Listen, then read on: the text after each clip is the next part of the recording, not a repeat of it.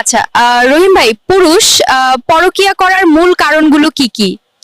আপনি কি মনে করেন? পুরুষ মানুষ সাধারণত 7টি কারণে পরকীয়ায় জড়াতে পারে।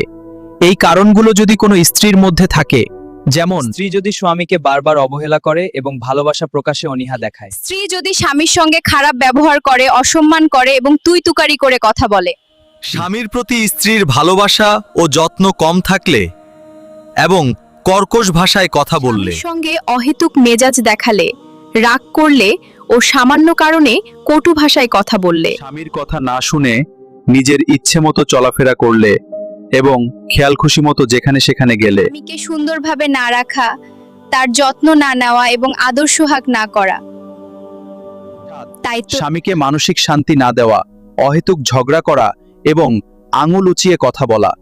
আপনার এই সুন্দর আয়োজনের পেছনের গল্পটি কি একটু বলবেন আমাদের?